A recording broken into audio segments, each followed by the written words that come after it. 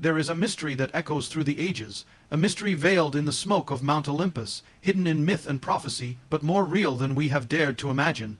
It is the Olympian mystery, not about ancient gods, but about your identity, your warfare, your destiny.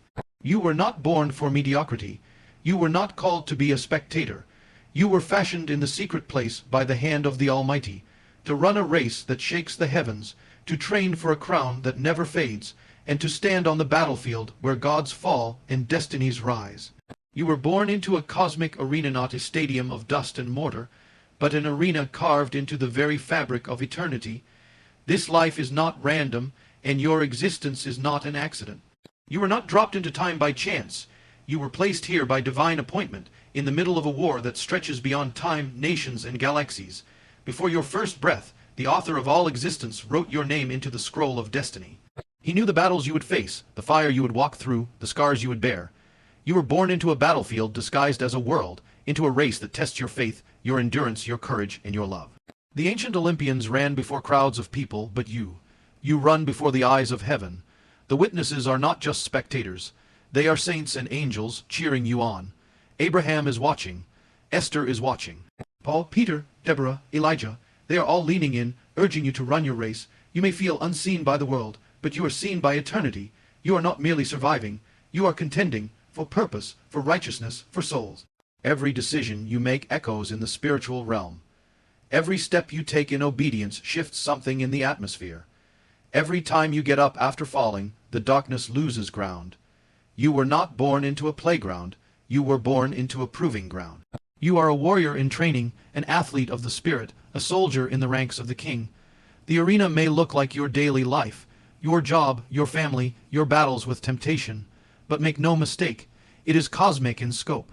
It is eternal in consequence, so rise up, run with purpose, fight with fire, live with the weight of glory pressing on your shoulders, knowing that this race you run is not just for a medal.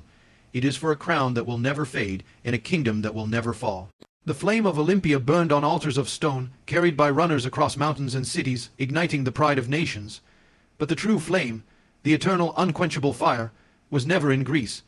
It was never meant to burn in temples of marble or ceremonies of men. That flame was always a shadow, a faint echo of the asterisk true fire asterisk that now lives inside of you. When the Spirit of God breathed into man, he didn't just give him breath. He gave him asterisk fire. And when Jesus rose from the grave and ascended to heaven, he promised a baptism not just of water, but of asterisk asterisk fire asterisk. That flame descended not upon altars of stone, but upon hearts of flesh, waiting, surrendered, and hungry. The Olympians lit torches to honor false gods, but heaven lit a torch in you to reveal asterisk, the true and living God asterisk. You carry something more powerful than the Olympic flame. You carry the presence of the Almighty. The fire of purpose, the fire of calling, the fire of holiness, the fire that breaks chains and awakens nations. That fire is not meant to be admired. It's meant to be asterisk released. It is not ceremonial. It is asterisk asterisk revolutionary asterisk. It is not a flicker in a stadium. It is a blaze that consumes compromise, purifies motives, and sets the course of your life ablaze with eternal meaning. Do not allow the world to extinguish it. Do not let the culture dilute it. The world will try to smother it with comfort, distractions, sin, and fear. But the fire in you is not from man. It is from heaven, and it must not be contained. Fan it into flame, feed it with the word. Protect it with prayer, stir it with obedience, and when the darkness rises, let it be said of you, that when others went cold, asterisk, you burned. When others hid in fear, asterisk asterisk, you stood in fire asterisk. You don't need to run to Greece to find meaning.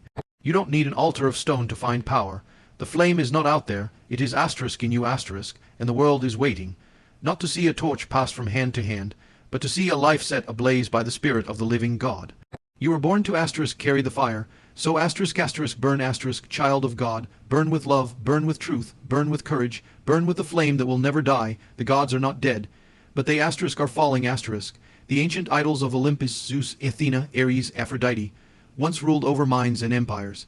Their statues towered over cities, their names were etched into temples, and their myths shaped the world view of nations. But behind the marble and myth, there were asterisk powers asterisk real, ancient, dark. These were not just stories. These were spiritual entities, fallen principalities, masquerading as gods to enslave mankind. And though their temples have crumbled and their names have faded from modern worship, the spirits behind them still operate. The gods are not gone. They've just changed their masks. Zeus now wears the face of pride and self-exaltation. Aphrodite now parades as sexual immorality, lust, and the worship of beauty without truth. Ares manifests as violence, rage, and destruction. Molech takes form in abortion. Mammon thrives in greed. These ancient spirits now rule boardrooms, universities, social media platforms, music, and politics. They are alive, not because they have power on their own, but because humanity continues to give them a throne. Every compromise strengthens them. Every rebellion against God revives them. The gods are not dead because the altars of sin are still burning in the hearts of people. But here is the mystery, the Olympian mystery, they are falling. Every time a child of God walks in holiness, a stronghold begins to crack. Every time the gospel is preached, a principality trembles. Every time you say no to sin and yes to righteousness, you dethrone a false god. You were not born to serve these fallen powers. You were born to confront them. You were not made to bow before idols. You were anointed to tear them down. This is why hell fears you. This is why culture tries to silence you, because inside you dwells the spirit of the living God, the one who overthrew Baal, who shattered the altars of Asherah, who humiliated the gods of Egypt. You carry the authority of the kingdom of heaven. You are not a slave of the system. You are a breaker of systems. You are not a pawn in the spiritual war. You are a weapon formed by God for such a time as this. The gods are not dead, but they are losing, and the reason they are falling is you. Every act of truth you speak, every soul you reach, every chain you break, pushes them further into the dust of defeat. The gods are not dead yet, but they will be because the church is rising, the lion is roaring, and the fire of the true God is moving through a people who refuse to bow. So stand up, stand firm, stand holy. Because you are the downfall of the gods. Every champion was once in training. Before the crown, there was the cross. Before the spotlight, there was the silence. Before the applause, there was the agony. And before the victory, there was always the discipline. The long, hidden road that nobody sees. David didn't start on a battlefield. He started in the fields, watching sheep. His training ground was isolation. His audience was the stars and the sheep, but it was in those unseen moments in the stillness of the pasture that he learned to fight. The lion and the bear were not random. They were preparation. And when Goliath stood on the battlefield, David didn't tremble, because he had already fought something worse in secret. Private battles forge public victories. Joseph was destined to rule, but his training came through betrayal, slavery, and prison. In the dungeon, he learned humility, leadership, patience, and trust. The prison was not punishment, it was preparation. God was molding a deliverer in the darkness.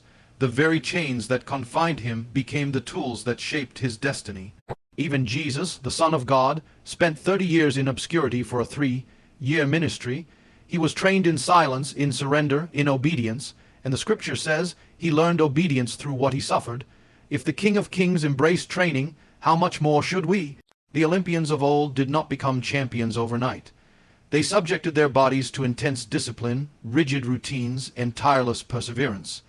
They trained when no one watched. They denied comfort, embraced pain, and pushed beyond their limits all for a crown that fades . But you are running for a crown that is eternal, a crown that will not tarnish, a reward that does not perish. Your training may not look like the gym or the arena, but it is just as real. Spiritual discipline, secret prayer, fasting, forgiveness, obedience when it's hard, and faith when nothing makes sense. Don't despise your current season.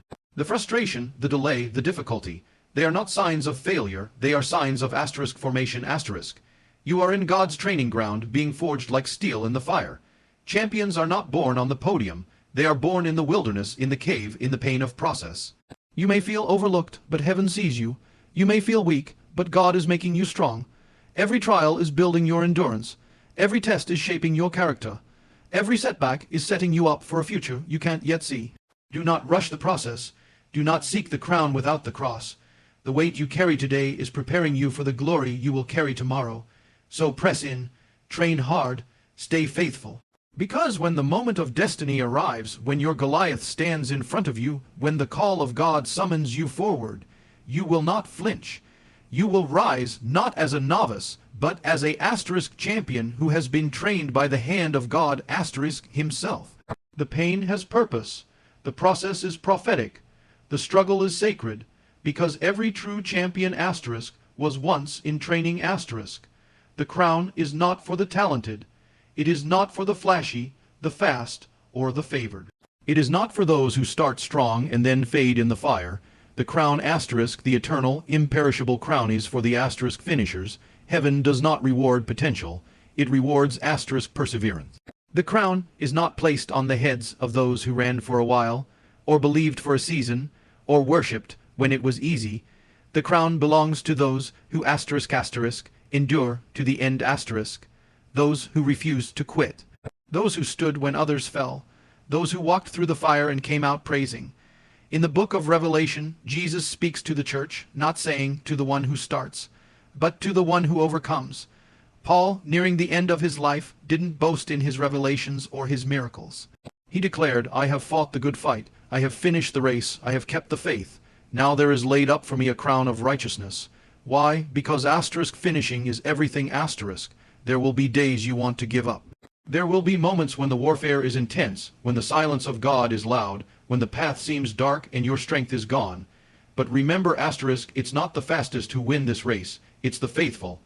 There are no shortcuts in the kingdom. No fast passes to glory. The same God who anointed you for the journey will empower you to finish it. He never promised it would be easy, but he did promise it would be worth it. The pain will pass. The tears will be wiped away. But the reward of the finisher remains forever. The enemy doesn't fear your beginning. He fears your finishing. He doesn't tremble when you take your first steps. He panics when you keep going despite every reason to stop. Because the one who finishes becomes a threat to darkness .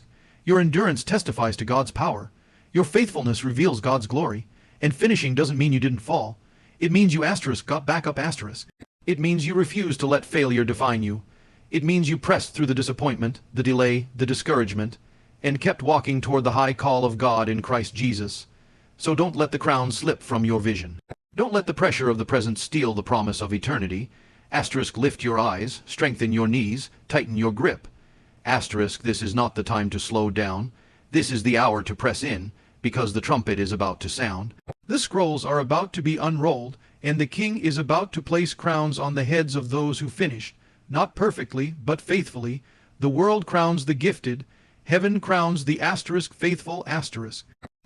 Run, endure, finish. Because the crown is for finishers. You were not born for defeat. You were born for victory. You were not made for the crowd. You were made to stand where others fall. The time is now.